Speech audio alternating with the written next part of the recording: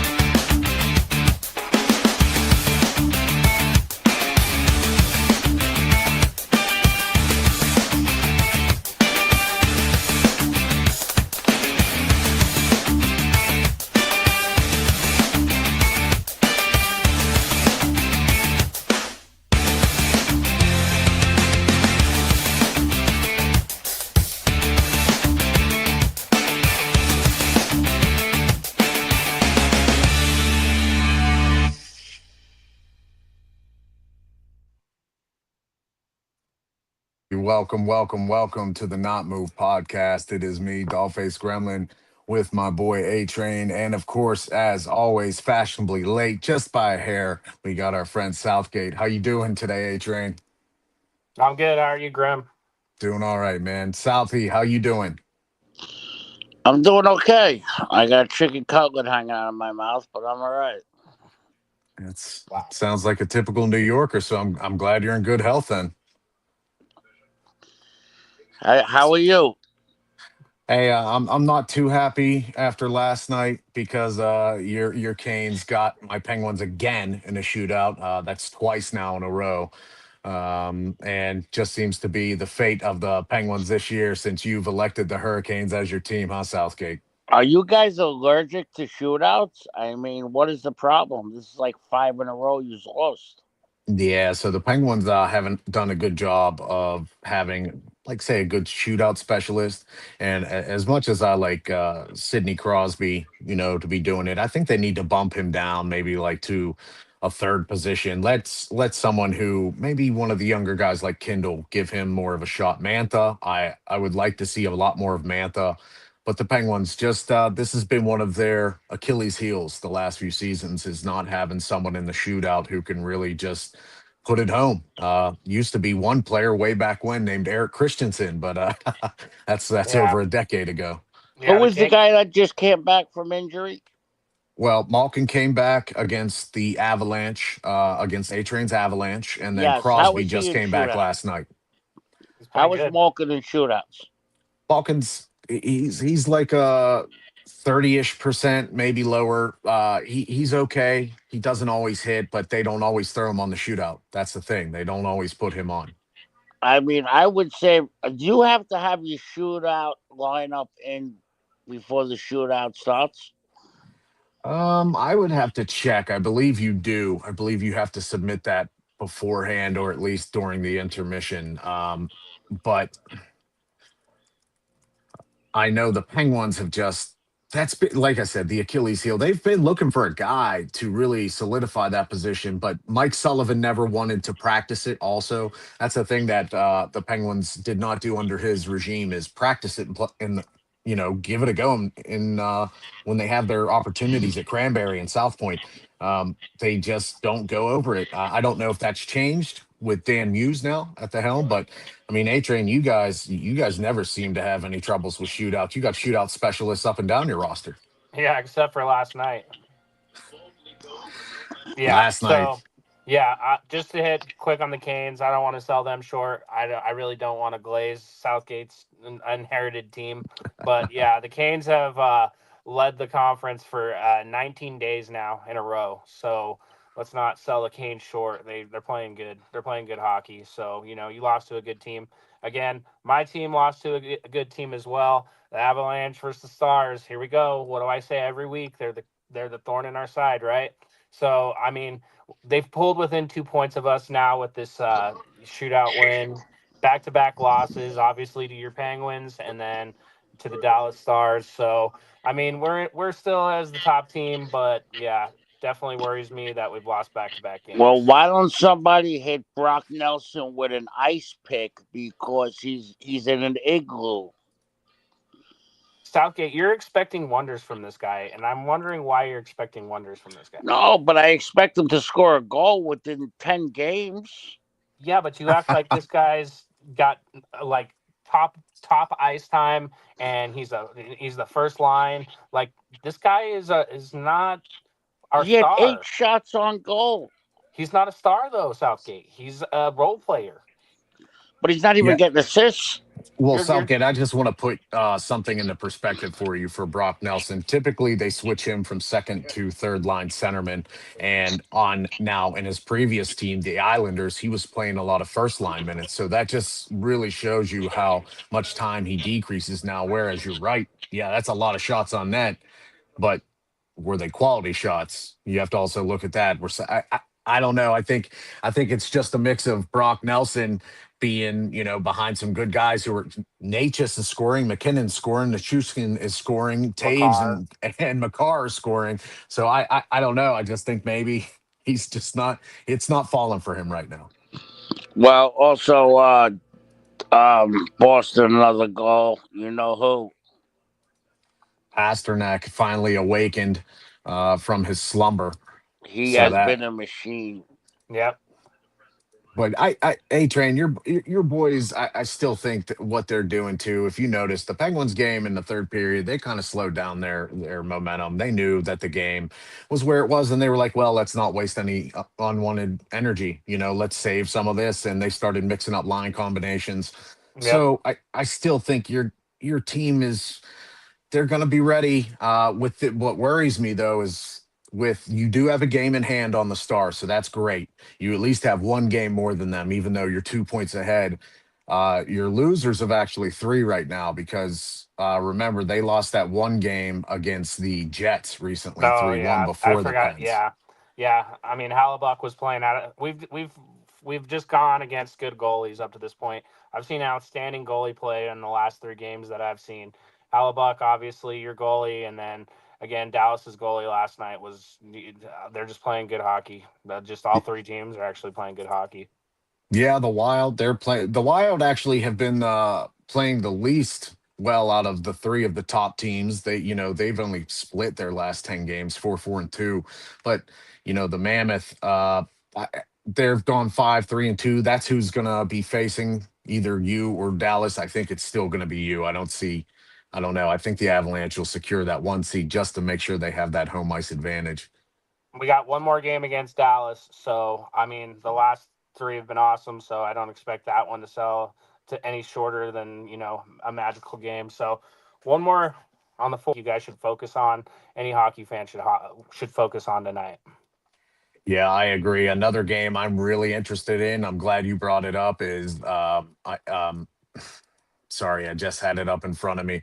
I want to see what happens. I'm going to be watching the Islanders very close from here on out. And the reason being is the standings. That's it. The Islanders are right with the Penguins, right there. They're neck and neck. I Yep. obviously I want to see them lose, but that's a team Right. I'm really interested in. You hit the nail on the head. Canadians, Red Wings. I love the Canadians' young team. If they don't do a lot this year, they're going to be scary to see next year. I'm really excited I've for their actually future. been watching both games very closely since they started, and Montreal had 10 shots on goal in the first period, and the other team had 12 shots on goal. So there you go. They're going back and forth already. Yep. One last game that I do want to mention, besides, I know Mammoth and Golden Knights, our friend Jake is going to be interested in that later on. But the Panthers and Oilers is interesting me. Uh, there's a lot going on with the Panthers right now. They're starting to play a lot better. If you guys notice, all of a sudden it's like they're trying to kick the tires and make teams' life hard. Even though they're at the bottom of their division, they're trying to make teams' life hard. But the Oilers, that's who we want to kind of break into next year. They got some bad news recently. Leon Draisaitl is going to be out for the rest of the year, for the rest of the playoffs. This is a huge blow to them. They're very top heavy as a hockey team. Their Hyman is still there, obviously, Nugent Hopkins, but beyond that top six without Draisaitl, A Train, I'm not moved by what I see there. Yeah. Do you want to just break into that segment? You want to talk about the Oilers just straight up right now? Yeah, I Well, think real we. quick, Gremlin update: Matthew Schaefer goal, 1-0 Islanders. Just as you said it. There you go, the rookie phenom. Who we will touch on the rookies after we talk about the Oilers. But yeah, that's not good for me. But the Oilers, Right. A train, top heavy, lost Drysidle. He's not coming back. Period. Yep, big hit on the boards, right, in that Predators game, and that's what's going to sideline him for the rest of the season. Obviously, the coach, I was reading reports that they think that maybe he could possibly somehow playoff time if they're still in it, he could come back. I just don't see it as a likely thing. This snaps the streak, obviously, for Draisaitl. 4 consecutive 100-point seasons for 100-point seasons. His absence takes away that top tier power play, in my opinion, Graham. I mean, I was reading kind of some of the stats on them today. Despite having a great offense, right? They're ranked second in goals for, right? The Oilers, they just can't keep the puck out of the net defensively. So I'm seeing a lot of inconsistent defense and goalie play from this team. They He, rank 28th out of 32 in goals against, and they have rotated 3 goalies right this season, and still are struggling with giving up 4 goals per game. That's was the interesting stats that I read on today. yeah, the Oilers, to me, are a conundrum right now. I do think that they're still a good team, and they're gonna play. If it's the Golden Knights, it'll be a tough series for the Golden Knights. But without Draisaitl, you're right. The power play unit, I think you nailed it right on the head. He and McDavid and Nugent Hopkins on that top power play unit, they're just like clockwork. It's almost a given that one of those guys is going to be involved in the goal that will be scored on the power play. And I think this is also going to put more strain on an Edmonton defense that already still, even with the addition of Connor Murphy, is not that good. You They're like the also, Bengals. They're like super. They're super offsetting because their offense is so yes, good and their defense is so bad. So they rank first in power play, and they rank 26th in penalty kill. So they're like complete opposite sides. that's wow. See, I knew their power play ranking, but yeah, I did not know the penalty kill ranking. That's awful. And I mean, like That's you said, bad. they've only let up in the last 5 games. There's only been one game where they've let up 2 games where they've let up less than 2 goals. Yep, They're that's what I'm saying. That's that defensive play. They've lost 9 times in overtime. So as Southgate was bringing up how your team might struggle in shootouts, dude, yep, this team is not good in overtime. no, no, and it's not even like they get to shootouts; they just lose in overtime. A Yep. lot of it is just a straight up goal in overtime, 3-on-3. That's it, end the game. And another thing too, though, here's the weird part, right? They lose Drysidle, and yeah, they put up the Sharks. They beat the Sharks 5-3, right? But the Sharks are a team that are on the rise, and they're going to be there later. To me, that just shows that they're taking advantage of the situation. And something that I saw that, I mean, I get what he's trying to do to motivate the team. Is Stan Bowman, when he was asked about the injury, he said, "Oh, it'll be a blessing in disguise. He'll be rested and he'll be fresh for the playoffs." Even though one, with the type of injury, they're saying that he could be out, and that's one thing he's throwing out there that we're not sure about yet. And two, he he says this will be the second year in a row he'll have missed some time leading in, and he's always unbelievable in the playoffs. Yep. And they added Connor Murphy at the deadline, Graham, and like the defensive pairings are still struggling. Like Yeah. you think that they would be clicking a little bit more defensively. So that's what I broke this down, looked at it. That's what I'm seeing. They're super lopsided. They're so good offensively, but really bad defensively and in the net. Yeah, Tristan Jari has been very bad since being traded over there. That wonderful trade that Kyle Dubas was able to make to get a pick as well as Stuart Skinner. I'm happy with that all day. But even Connor Ingram, when they throw him in, he looks nothing like the former player he used to be for Utah. Right. He looks nothing like that guy. I don't know what happened. Obviously it can't be the push from Nate McKinnon into him because he was playing terrible before that. Yeah, no shit. Yeah, so we can't even blame that. Southgate, have you been paying attention to any of the Oilers games since before and after Draisaitl's been hurt? Yes, I have. Actually, hold on. Let me look at. I'll tell you right now. Give me 1 second. Yeah, with Draisaitl, I'll tell you what, the points, you nailed it, A-Train. Only 65 games. He had 97 points. He's a plus 13. But here's the impressive part is 16 power play goals. Yep. That's huge. That's huge. Yeah, Nugent Hopkins has been stepping up. Yeah, Nugent Hopkins I like him. You know, he's a former first-round pick that had a lot of hype around him before, a couple years before Connor McDavid, part of this young group. Another guy who's been stepping up is Podkolzin. Yep. The young man there, he's been stepping up as best he can. Roslovich seems to have slowed down. It seems like the steam that he had for me just was not working. Savoy is in and out, too much up and down, and the bottom six have not been doing a good job. Henry, Kapanen, Frederick, Dickinson. Like I said, I'm just not moved by what I'm seeing by the Oilers. I don't like what I'm seeing from them going into the playoffs. No, and they're right in the thick of it, right? This team is not, it's definitely time to hit the panic button, but they're still in the thick of it when it comes to the playoffs. You know what I mean? Yeah, and to my eyes, if they lose in the playoffs, say they get a first-round exit, I take that as an opportunity, knowing Connor McDavid's going to be there next year, knowing that they're going to have the same group next year, get the rest, come back together, put forth that effort. This might just be a bad luck slide. Who knows? Maybe Draisaitl does come back earlier than expected, right, and turns it on. But if he's not there in the first round, and it's where it's shaken up right now with the Golden Knights against the Oilers, I see the Golden Knights in 6 or 7 winning a series there. Yeah, Jake's team's looking a little bit stronger for this little playoff matchup that they're on a collision course. The Rangers just tied it up 2-2. Graham, I want to ask you a question. Was Barzal hurt? Matthew Barzal. Let me check. I was not paying attention to the lineup for the Islanders heading in. But as of right now, they're saying that no, he should be in the lineup. No, I'm saying it's today his first game back.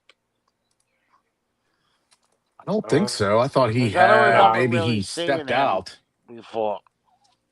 Well, Matthew Barzal, he had that amazing rookie season where he won the Calder Trophy back in 17-18. That was a surprise, but the last few games, he's been on the ice. The last game he had 3 assists against Toronto in that win, but before that, he's blank on the score sheet. He's been a very streaky player, at least for these last 5 games, but he's a consistent guy for the Islanders. He's good down the ice first.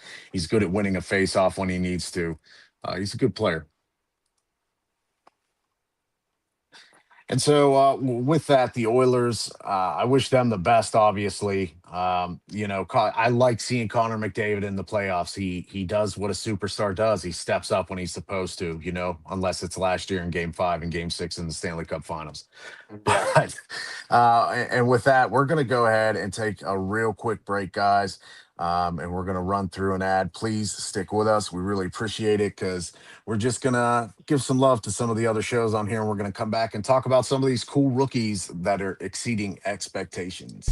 No, but Friday nights, 9 Eastern, it's the Dribble NBA edition on the Not Move podcast. We break down the week, the trades, the highlights, everything around the league. Tap in, chop it up with us, and get the takes that move the game forward. Stay not moved. If you're craving baseball talk that doesn't flinch, tap in with us Monday nights at 8 Eastern. It's the Rusty Mitt MLB edition of the Not Move podcast. Breakdowns, debates, all the swings and misses without the fake fluff. Join us live or catch the replay wherever you get your pods. Rusty Mitt, Not Moved. Stay not moved. Tap into the Not Move podcast every Friday night at 8 Eastern. We're bringing the scrap sheet, UFC edition. Every jab, every takedown, every headline. All the fights, all the drama, all the picks, right here. Watch live on YouTube or listen anywhere you get your podcasts. Hit follow, hit subscribe. And stay not moved. Tuesday nights just got louder. Ringside Rewind is live every week, 9 Eastern. We're breaking down Raw, SmackDown, and everything leading into the weekend. If it happens between the ropes, we're talking about it. Deep dives, hot takes, and a few surprise And replays. a whole lot of arguing. Yeah, but the good kind. Ringside Every Thursday night, the Not Move podcast drops a new episode of In the Wickets. our deep dive on everything around the NHL. We break down the plays, the trades, the stats, and the stories that matter. Plus a few hot takes along the way. Join us live at 8 p.m. Eastern or catch it on your favorite podcast app right after. Same energy, same on. The world's game has a new home. Tap into the Not Move podcast every Sunday night at 9 Eastern. It's the football edition, and I'm bringing you the El Uncle Max attack, everything World Cup, every angle, every goal. Breakdowns, laughs, and all the passion in the pitch. Stay locked, stay ready. Morning bettors, welcome back to Angling the Odds on the Not Move podcast. Every Monday and Friday, we tear into lines, probabilities, and hidden edges across the boards. We run the numbers, chart the trends, and find value plays so you can tilt the odds your way. Live at 10:30 Eastern. Mark it, lock it, and join the conversation. All right. Thanks, everyone, for hanging with us through the ads. Please go check out some of the other Not Move podcast shows. Especially, we're gearing up for football since the draft is coming. So you're going to see more of A-Train and Southgate and me for our respective football shows. Especially, these guys have an AFC West show coming up just to talk about some of the offseason moves here. And so we'll also be doing the baseball. Yeah, Southgate's got a show coming up for Mondays called The Rusty Mitt. And Coach Common might also be joining that. And I'm going to try and help Southgate host because Southgate knows a lot more about baseball than I do. So I'm just going to let him rip and set him up for some long shots. Now, the rookies. This has been an impressive season for some of the rookies here. It's not, A-Train, you and I know. First round, it's this when you get drafted in the first round of the NHL, if you're past the top 10, you're not always going to play. Usually some of these guys get sent back to juniors or get sent down to the AHL team or back to their minor clubs in their junior league so they can develop, get better. And this year we seem to have just a nice crop that has shown up, haven't we? Yep. Facts. I mean, I was just going to throw this in here because I always got to shout out my guys. You know who the youngest winner of this trophy is? I would assume it's probably Nate McKinnon. At 18 years old, Nathan McKinnon is the youngest to win the trophy. Wow. That's really impressive. Mm-hmm. Yeah, I just want to throw that in there. Obviously, and Graham, correct me if I'm wrong, the odds-on favorite, I mean, we could have, obviously, Southgate break down the odds, but Matthew Schaefer, right, the defenseman for the New York Islanders, he's probably the top candidate right now, right? The workhorse, leads in ice time right now. Would you put him at 1 right now? I would put him at 1 right now. There is a very close number 2 who's emerging recently. Maybe a little bit of a slower start in the beginning of the season, but right now they're starting to pick up speed, some votes. But with what Matthew Schaefer has done, not even points wise, I'm looking at the team that I watch this team a lot. He's in my division, and they play the Pens very well. They play my Pittsburgh Penguins very well in the last few years. And this guy has the whole team rallying with him. He's already starting to become the leader at such a young age. Already, it's like Nate McKinnon when Nate McKinnon was on Colorado. You just see it. Crosby, you see it. It's a superstar effect. I didn't expect this from him this year. I don't think a lot of people did, even when he got drafted number 1. Southgate, do you still think the odds they do show Matthew Schaefer winning? Do you still think he's going to win this the Calder Trophy this year? Could you give me a minute to check the odds? Yes, sir. Well, just continue while he looks it up, Graham. Because Matthew Schaefer, 49 games played. He has 56 games or 68, and he has 49 points. He has 20 goals, A-Train, as a defenseman. Wow, that's crazy. That's some Kel McCarr shit right there. Wow. Right? Yeah. Do you want to go with your number 2, or you want me to tell you my number 2? I'd like to hear your number 2 first. All right, I'm going to go Beckett Sinecki. The forward for Anaheim. I see consistency with this guy. I think that he's probably my number 2. Yeah, I had him actually number 3. Okay. My number 2 is Ivan Demidov from Montreal. He's finally getting his full year to play, and he's been showing out when he needs to. What I like about him too, though, is he's a +4. Where why I have Seneke at number 3 is he's a -14. He's on the ice for a lot of bad goals, and that's where I just dock him a little bit. I've seen him play, and man, he and Leo Carlson, that's going to be a scary duo for the Ducks to come, huh? Facts, yeah. I have him at number 3, so we just switched our 2 and 3. So we're kind of in the same realm right here. Yeah, and then I'll go with my number 4. Then you can tell me if you have the same guy. I do have Ryan Leonard, the right winger from Washington. Wow. Okay, so we changed here because I did not have him. I have Jesper Wallstedt, the goalie for Minnesota, the goaltender. That's who I have as my number 4. Yeah, he probably will get over Leonard. What I like about Leonard, I just think I just like watching the elite play. Wallstead was right below him. That was my next guy. So it's once again, I just flopped you. Yeah. So yeah, that one for me, I could easily see Wallstead ahead for sure. Yeah. So from what I've seen with the odds is Schaefer's gonna run away with it. It's not even gonna be close. What is it, like a -1800? He's minus 3,500. Oh shit! Jeez, wow. So who's next on that list, Southgate? They had second place Ivan Demidov. Yes, Demidov. Okay, and then who's third? And was it Seneke or? Yep. Seneke. Yep. Yep. That makes sense. Who you having fourth there? Hold on 1 second. It is Jesper Wallstedt. Yeah. Okay. And then who is after him? That's it. He's plus 20,000. Oh, wow.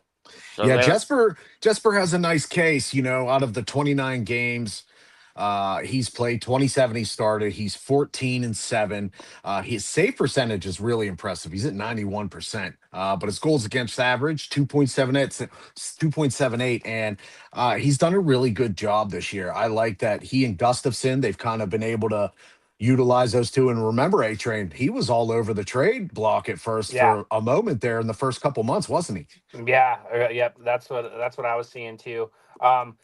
What's the odds that a goalie wins this award? It's not very common, is it? Or I'd have to look at this particular one. I think Southgate probably has. He said plus 20,000. That's probably what it would. It might even be greater just for a straight up goalie to win. Yeah. If you do goalies versus forwards. I mean, how many goalies actually start their rookie year? And that's another thing. Yes, sometimes goalies don't start that. Like some goalies' rookie years are actually they've been drafted for a couple years, but they've been sitting in the minors developing.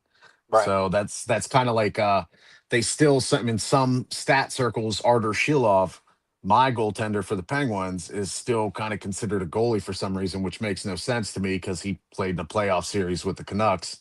But then again, he didn't have enough regular season games under his belt to qualify as a goaltender, as a rookie. Right. So it does make sense. But to your point, A-Train, the last Calder Trophy winner to be a goalie was in 2008, 2009, Steve Mason, when he was with the Columbus Blue Jackets. And then here's the crazy part, A-Train. Before that, it was kind of common. 03, 04, Andrew Raycroft from the Bruins. I remember that one. And then 2001, of course, Evgeny Nabokov from the San Jose Sharks. But before that, only a couple in the 90s, one in the 80s. It is infrequent. That's what I was kind of thinking. I didn't know because I didn't look that up today, but I had a feeling because I don't remember a lot of goalies winning that. You know what I mean? Yeah. One other player, two others. Ben Kindle, real quick for the Pens, really impressed. I didn't think he was going to make the roster. So that's why I just want to shout him out. Good job, Ben Kindle. I hope you do well in the playoffs and keep progressing. Oliver Kapanen also for Montreal. That's why I keep saying this Montreal team next year, I really think is going to be the year for them. Next year is where it's all going to come to pass. Slavkovsky, they have Kapanen, they have Demidov, Suzuki, uh, what's his name? Cole. Suzuki is a point Caulfield. machine. They There's also a have the other kid, Hudson. Yeah, Lane Hudson. I haven't even mentioned him, and he's the rookie phenom, also yeah. on defense, second year. It's a scary team that's young and gonna gel together, and that might be the team that if I don't want to say it, and I don't want it to happen. I'm gonna knock on wood. That might be the next Stanley Cup winning Canadian NHL team. Just that might Damn, be the Graham. one. Damn, Graham. I didn't expect you to do that. I I haven't can see seen a it. roster this young and good that I like for quite some time. I'm really impressed. They've even got the goaltending with Dobis and Montembeau, and even with their defenseman Matheson and Hudson, like Southgate mentioned, they're not doing what they need to right now, but they will, and it's going to be scary for the rest of the NHL when that time comes. Yep. And Graham Pinto just tied it up 1-1. Senators doing their job. That's what I like to see. I'm always happy when they listen to us. It's because they rarely do. But the Canadians right now sitting in that third position in the Atlantic, they are going to make the playoffs. It looks like they are going to play probably the Lightning. That's going to be a Yep. big wake up call for them, I think. Yep. And also, I just found out today that Jake the Snake Gunsel became the fastest player in Lightning history to score 150 points. He did it in 140 games, 141 or 140 games. So congrats to Jake. That guy just keeps doing better and better every year.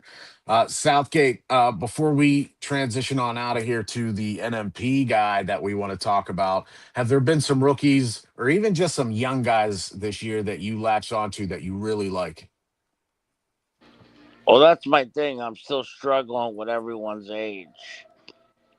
But I mean, if you tell me that Montreal team is that young, that guy Suzuki is a points machine. Yeah. I mean, he really is. Yeah, Nick Suzuki he's still young too. I believe he's only right now 26. Yeah. Cole Caulfield, he isn't much older. Tell me some of the younger players on the other teams, like how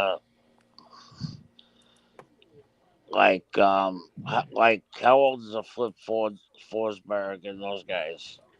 So Forsberg is an older player. You know, he has been in the league for quite some time now. He's still good, but yes, he's older. He is right now 31, which for him, he's been playing in the league since his early 20s. So it's been quite a while. And who's the youngest player on the Kings? The Kings right now. I know Byfield is pretty young. Let me check their current roster to see who's actually brought up because they might have brought someone up that I don't know about. Right now, their youngest player is a couple of them, 23 years old, Jared Wright, Samuel Hellenius, Quentin Byfield. He's still one of the youngest players. And then, Brant Clark, exciting defenseman there for them. Okay. He's only 22 years old. Yep. And then, of course, for like A-Train's team, the Avalanche, they have nothing but young guys, it seems like right now. They're all actually they all just have their a great prime. team. Yeah, because like Brindley, he is young. He's 21. That's something that they're developing. I love this guy's name, Ivan. Right. I just want to call him Ivan 2 times or Ivan squared. But he's only 23. So the Avalanche are developing young guys. And the Penguins, Kyle Dubas has done a great job of just overhauling the team. And Southgate, your Hurricanes are still one of the younger teams in the league too, despite having still being there for a while. That guy's fucking playing lights out. 700 points. This guy's fucking amazing, right? He's been incredible. He has been really amazing. The other guy, Ehlers.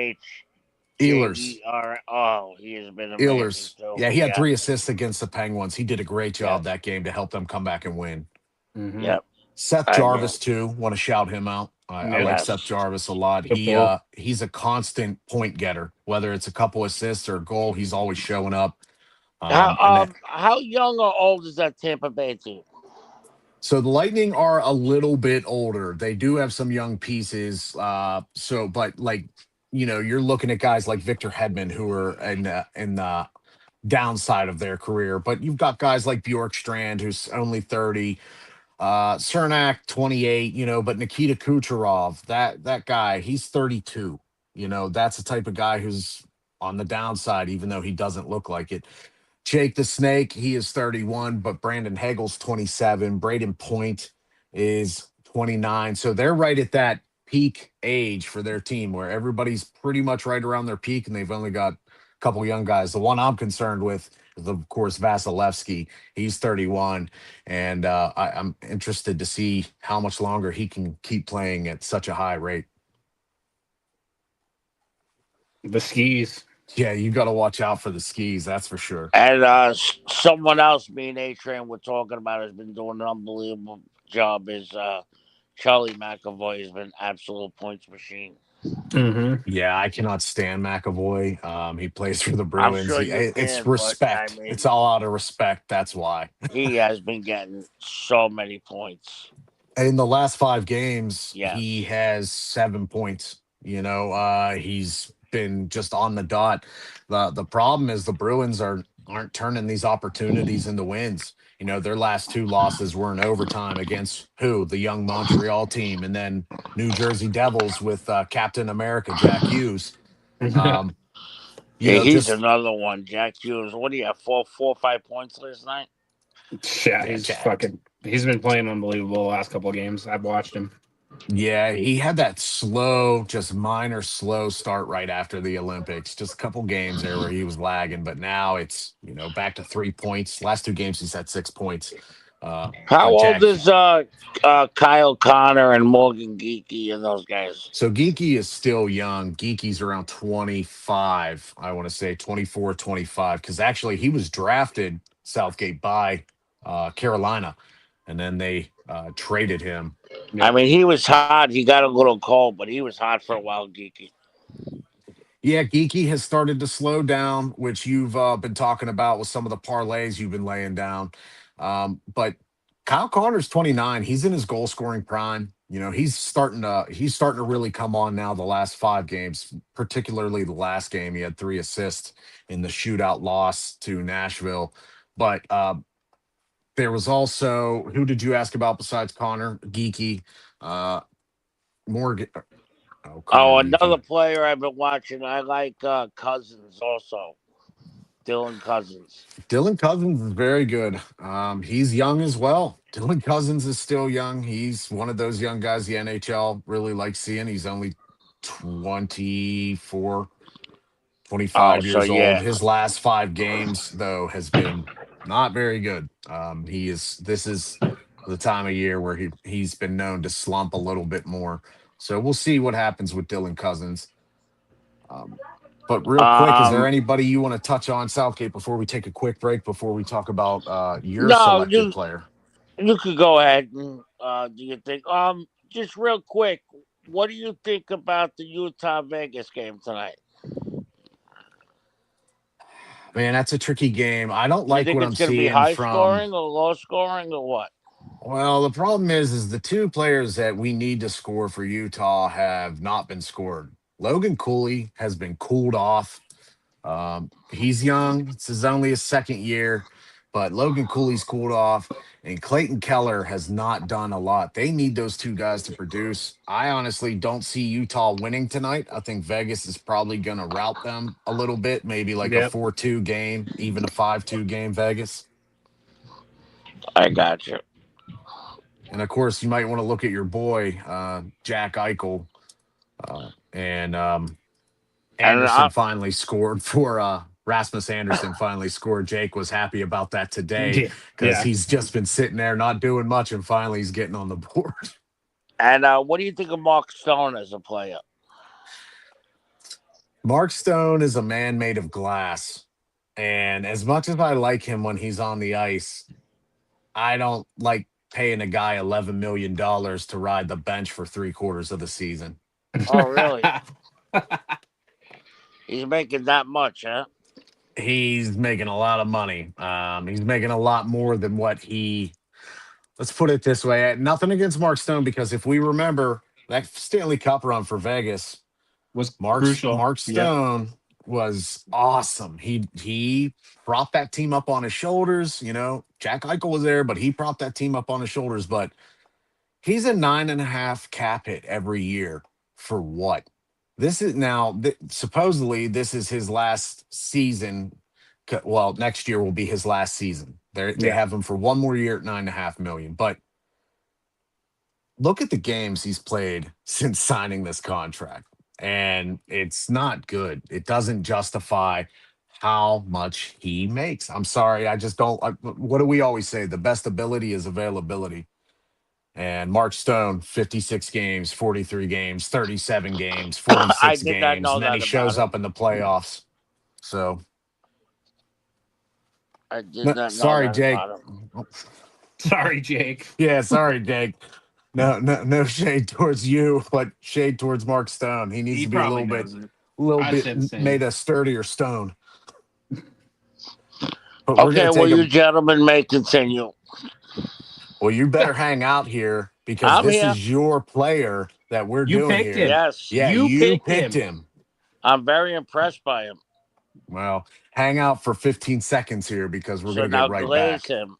You better glaze him. We'll be right Top back. Move Podcast presents the Ringside Rewind, your weekly whiplash recap of everything happening on Monday Night Raw and Friday Night SmackDown. Every twist, every pop, every powerbomb, we're breaking it all down. If it shook the ropes, we've got it. Stream it everywhere you get your podcasts.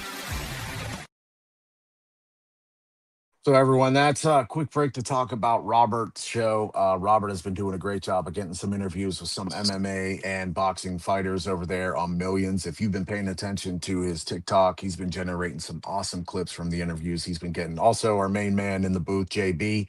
JB's been getting some great interviews over there at Millions with some fighters and mixed martial artists. So, and I had an interview that I was very privileged to do yesterday with Mr. Brian Propp, Philadelphia Flyers legend.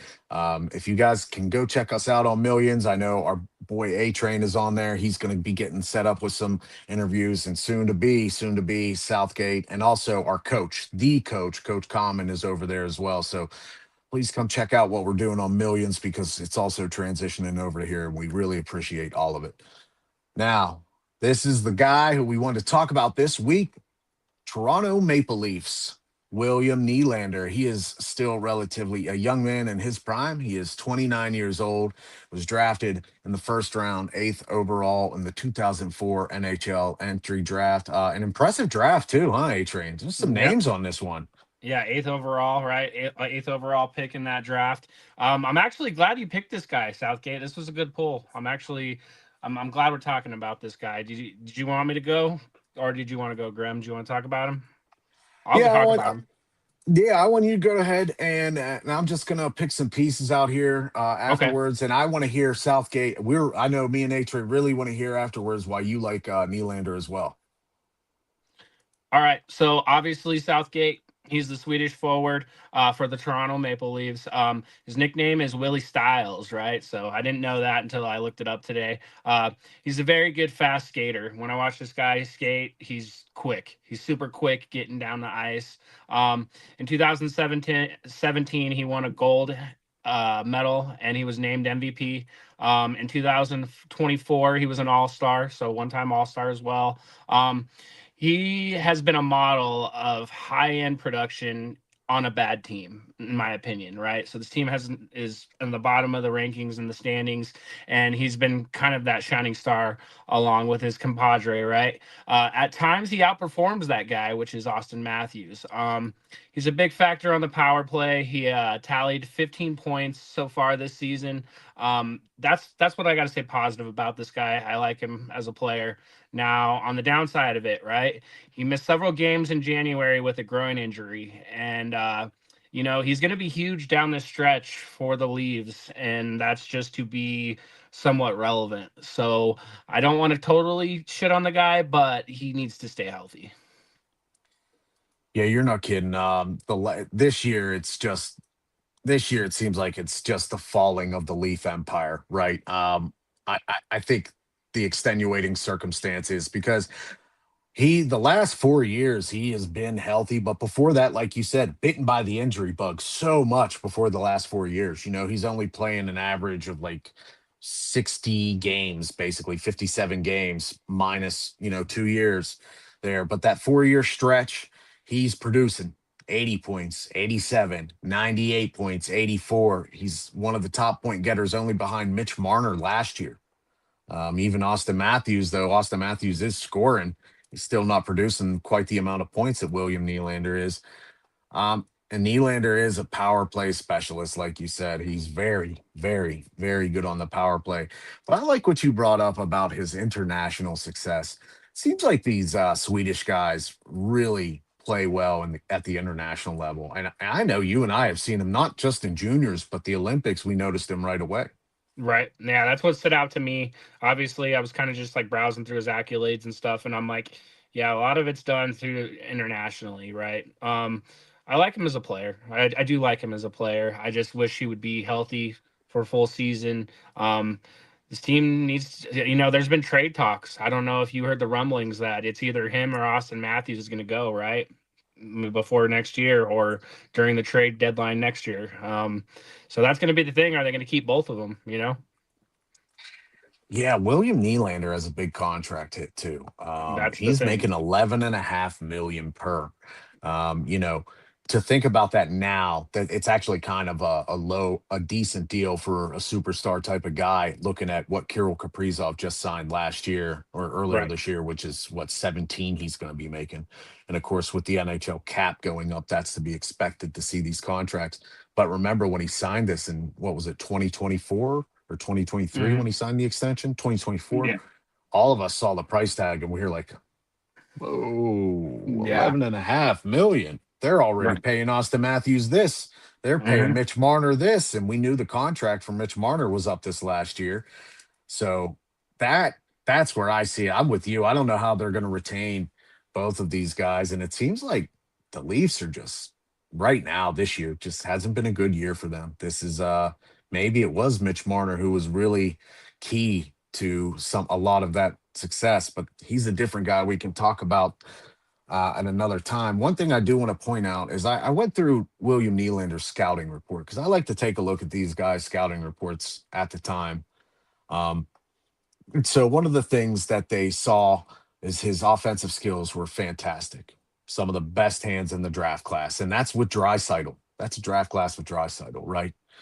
So his skating, high speed, very good on his edges, excellent acceleration, and his lateral agility is just off the charts, they said. Shot, often described as a sniper, which we've seen exhibited numerous times where he's hitting a nice top shelf beauty or just getting it through the 5-hole. He's very good and strong on the puck, which he is strong on the puck. But some of the negatives also is, he is a little bit careless with the puck at times, which we have seen that.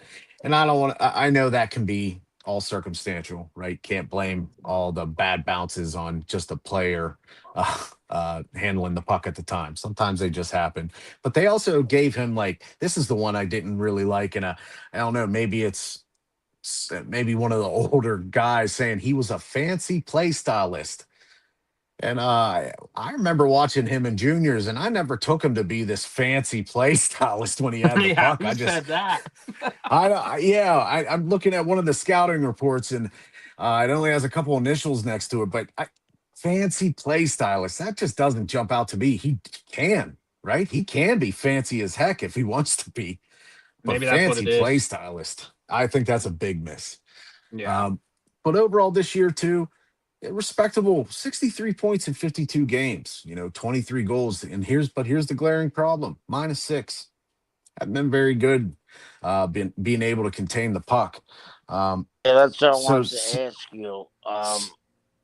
Was I noticed in the last 10 games he has 9 points, 5 goals, 4 assists, but he's a -5.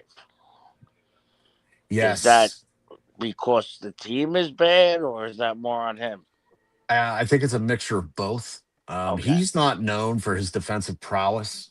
He's not known for being that type of guy that is going to constantly also, go dirty for those pucks all the time. But the Leafs are just on a downward trend. They're 2-5-3 in their last 10 games. It's just not good for the Leafs right now. They've peaked, especially they lost Austin Matthews. You know, that dirty hit from Gudis. Yeah. Once again, Knee to knee. Radko Guda. Yep, it was that knee to knee one, huh? Yeah, where Guda, I think, only got 5 games, which Yeah. was the same amount of games that Evgeny Malkin got for his hack a slash.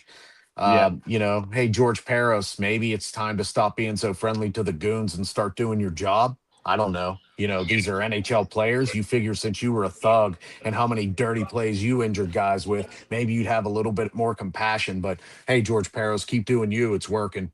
Damn, Graham. I mean, obviously, Graham, they do have with Nylander and Matthews. They do have some talent on that team. Oh yeah. So, what do you think is missing, like, to make them a better team?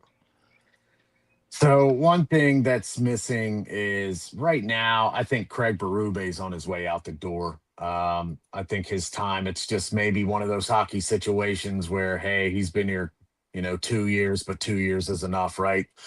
Because they got him right after his Stanley Cup championship tenure in St. Louis ended. And I also think pieces of the team, Southgate. I think there's pieces of the team that they're going to have to really take a look at. Oliver Ekman Larson is getting up there in age. He's 34. He's a bit slower. They're going to want to also look at players like Yarncrook. They want to see if they're going to even want to retain a 34-year-old guy like with him. Matthew Knees, of course, is a bright spot, and he's only 23. He's going to stay. The knees. But got to watch out for the knees, Southgate. Yeah, so would you say that Tampa Bay is a team that needs another 1 or 2 years of reconstruction, or is it a team that's You mean on Toronto? You mean Toronto? I'm getting right? on that. I mean Toronto. Okay. Another 2 years of reconstruction, or a team that could be on the rise? Reconstruction, in my opinion. I mean, Yes. their defense is in the mid to upper 30s for the most part. They need to get rid of Troy Stetcher. They need to get rid of Chris Tanev. They need to. I think it was a mistake re-signing Jonathan Tavares for as long as they did. I didn't like the size of that contract either for as little as he puts out. So now, when they do hockey reconstruction, do they strip a team bad down to the bone, or will they keep the Nylander and Austin and build around those guys, or what?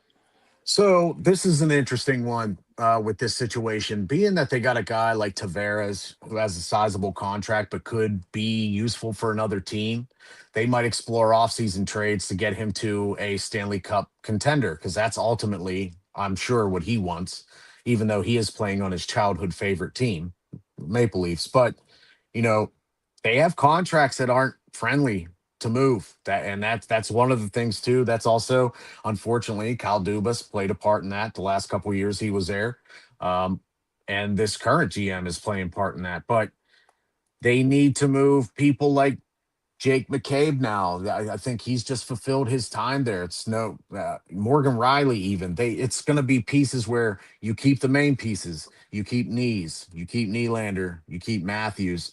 And you look at that defense and you choose one between Morgan Riley and McCabe and Ekman Larson.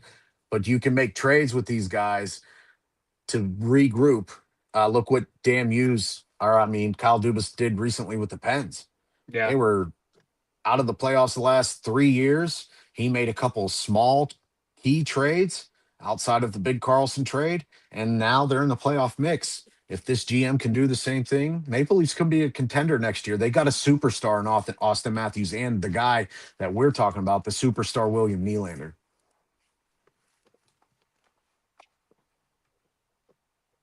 You there, Southie? Oh, wait, update for you guys. 1-0 Montreal. There we go. Who scored? Who do you think? Was it our boy? Watch out for the Knees. Matthew Knees getting in the game. skis. The skis and the knees and The skis with an assist from Our boy. Who do you think? I'm gonna say our boy William Nylander. No. No, I'm talking about Montreal. I was gonna say Slavkovsky. Slavkovsky Slavkovsky scored, and Suzuki and Caulfield. That's it. You got it right on the money. Damn, Graham knows his shit. Those guys, I'm telling you, that team. If I wasn't a big Pittsburgh Penguins team and I was looking for a team to glom onto because of their youth, I'm telling you, I'm really excited for them, and I don't like it for the East. No. Yeah, no, they are a good team that's coming together. And you know what? Speaking of which, I have been watching the guy Nees too. He is a very good hockey player. How old is he? Matthew Nees is only 23 years old. He's young. very, very young. Yeah. That's why the Maple Leafs have these players. Like, I think they need to get rid of Max Domi also. They brought him back. I don't like him. I don't think he brings some grit, but I just don't think he brings what they need to the table for that bottom six. And they've had to play him at top six a lot because now with Austin Matthews out, you got to just kind of pull together what you can. And as you can see by these games, it's just not working out for them. And good luck to them next year. But William Nylander, I think, is a wonderful player. And I'm glad that we were able to pick someone maybe not like, I'm sure people want us to talk about Austin Matthews, right? A-Train. Everybody loves Austin Matthews. Loves him. Especially after the Olympics. Yep. But we gotta pick teams for the next ones still until the playoffs come that aren't going to make the playoffs. I know before we talked about the Rangers, that might be on the docket. We're going to see who else is in the bottom. And hey, any of you people out there, I see we were getting some cool comments like this, A-Train. Everybody's getting more and more into hockey because I'm sure it's Southgate trying to warn everybody about the skis more so than anything. But I actually had the ski for a first goal tonight. This guy. But I had him. I made did. the mistake. What do you think the mistake I made was? You picked points. I had him with Geeky. I had him with Geeky. Of course, you and that geek. I gotta ride those cold hands till they come through. Yeah, quit putting Brock Nelson too, and maybe he'll score. Yeah, and then maybe when I tell you to use Anthony Mantha, you got to use Anthony Mantha because you have to use him now while he's hot. That's it. We might not see this for a while. Yep. But we really appreciate everyone joining us. We are going to announce later on, probably like we always do, Monday or Tuesday. We're going to talk about which player that we're going to take a look at for the next week, and we'll drop the new topics. But Southgate, anything you want to leave us with before we get out of here? Connor Bedard just scored a goal unassisted. 2-0 Blackhawks. And no, that's pretty much it. I'm sorry my attention wasn't there, but it is a little bit of March Madness right now. Yeah, it is March Madness. I do know that. But that I do is love the hockey day. show. Oh, well, we're glad you even showed up, Southgate. Watching out for the skis, watching out for the Cavs. Somebody has to watch you around A-Train. You never know with him. What did I do? Apparently, your team's too good for his liking. Yeah, he just gets mad because the Hurricanes are going to beat his team in the Stanley Cup final. You got to get there first, bud. All right? out of that weak conference. Hey, I can't hear him. Well, you leave my boys alone. You leave my boys alone. Sorry. I'm pissed at both of you I'm pissed. I'm more pissed at you, Graham, but I'll leave it at that. I mean, so you I'm gonna glaze be. out. This is my end. All right, Alex Ovechkin, right? 1 goal away from becoming Graham, the second I can't player hear in him. history to reach 1,000 goals. All right, so I know you shit on Ovechkin, so I'm gonna shout him out just because. Is he saying anything nice about me? Well, no, Southgate. He's not saying anything nice about you. He's not saying anything nice about me right now either. He's trying to rub Ovechkin's goals in my face, which, if you know me, I'm fine with that. 7-2, 7-2, and 2 goaltender changes. We'll leave it at that. Who's they had to points? put 3 goalies in. How many points are you guys behind? I got. I think we're behind the same amount of points as goalies you switch that night. Yeah, that's fair. That's fair. Don't worry. It's regular season. We'll see. And we see you again coming up. So you get to return the favor coming up here soon, hopefully. Yes, sir. All right. Thanks everyone for joining. We really appreciate All right, it. Next guys, week. Thank you as always. Thanks, Southgate. Next week, 8 p.m. Eastern Standard Time, Thursday. Join us again in the Wickets. Thanks, A-Train. Thanks, Southgate. See ya. This non-casual podcast may not be reproduced, retransmitted, or reused without the authorized written consent of the Not Move Podcast Network. Thank you, and we hope you enjoyed today's broadcast.